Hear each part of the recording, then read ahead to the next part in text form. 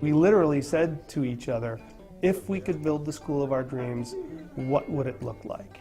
A school that the kids come first. Tremont School was designed to fit a need that we have in this community, but that exists in every community, I'm convinced, in the United States. And that is to offer a project-based, a hands-on learning environment for a wide variety of kids.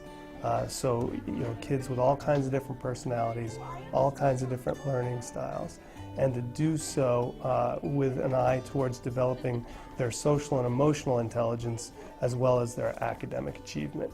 We're not one-dimensional beings. We've got an emotional side and a social side, and you have to tend to all of those if you want to have success with kids. They have gotten to be very comfortable with this is how school can be. It can be fun, it can be relaxed, it can be exciting. You have to do all that work to get a kid to be available to learn first, and then provide them with the curriculum that they need. And I think that's what Tremont does very, very well. There's this notion out there that you can either have rigor or you can have fun and joy and happiness in a school, but you can't have both. That's just categorically wrong. We're building a school where you can have fun, you can be joyful, you can be happy, and you can still learn at a very high level. It's not about us telling the parents how to do their job or us telling the parents how exactly things are going to be in school. It's about us working with them collaboratively. There's nobody who knows the child better than their parents. We have to first be students of the child through the parents. The parents are our teachers initially. My daughter had always been doing fine in the public schools, but she really wasn't happy. She wasn't happy socially, and she wasn't happy with herself. She was really lacking in self-esteem. Our daughter is a completely different child. She is happy. She loves coming to school. She's viewed as a leader here, and that's never been something that was ever mentioned in any school before. The teachers really know my daughter. They really know her strengths and her weaknesses, and they really push her on her weaknesses. They want to understand kids. They want to dig deeply and really understand where each child is coming from. Once we met the staff, the educators, the teachers that are here, and Bill, I knew we were in good hands. And she sees her work here at school as something that's really important. She's enjoying it, and she almost can't get enough of it. I was working with one of our students who hadn't really had a lot of experience writing essays on her own or doing research before. I said, so what do you think about this group in Libya that you're studying? Okay. She says, well, I don't know yet. This was a kid who previously would just say, I don't know by default. And I like it how it's not just like the teachers are helping one person. I like it how that each person gets help whenever they need it. When I was here in November, I did a time on task with the kids. I watched a number of kids for several hours for multiple days. And I observed kids on task for about 80% of the time.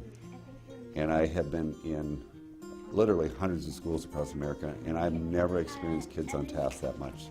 I think from an educator's perspective, the Tremont School is the school that you have always wanted to work at.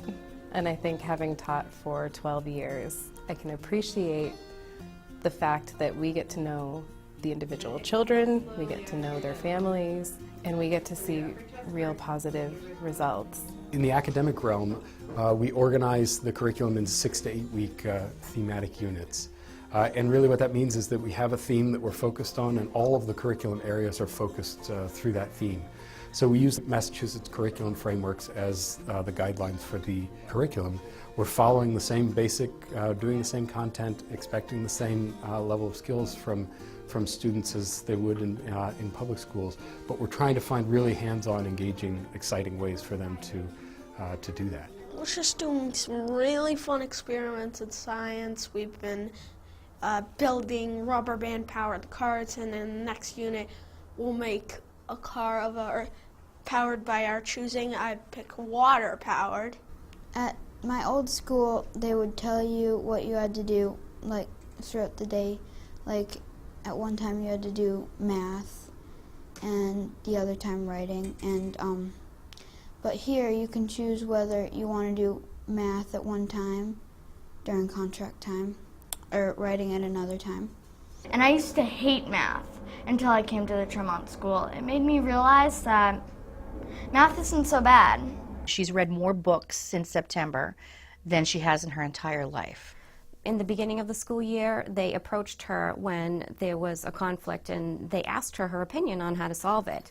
And she was very confused and basically asked, why are you asking me? And part of the process here is that they use this collaborative problem solving and they talk to the kids and incorporate their solutions into the solution of the problems. We're in there digging in right away on how to help these kids develop these skills, problem solve with them, build the helping relationship, and move development forward. I've already seen a huge change in, his attitude towards other kids, his willingness to interact with other children. That makes a difference. I think we have an opportunity as an independent school to kind of stretch the boundaries a little bit about how education is defined. I think grades are limiting both for extraordinary students and for kids that are struggling, because if the extraordinary student will get an A and stop, and the struggling student will get a D and stop because they're frustrated. You don't give any grades at all and they just keep going. It's fun. I have fun every single day. I laugh every day. I have never been this calm and happy, I think, in a teaching job. So Cameron, tell me, what do you want to be when you grow up? Probably the meteorologist. I would like to be an archaeologist when I grow up. I always wanted to be a veterinarian, but that's I can't be it because I'm mostly afraid of all kinds of animals. Either a veterinarian or a chef. Be a plastic surgeon like my dad and work on clefts. A computer programmer. A programmer. I have so many things that I want to do. Whether I want to be a baker, businessman, station master, grocer, veterinarian, a lot of stuff. I think it's been a really amazing first year. This year couldn't have been better. And we wanted a school where the kids were happy.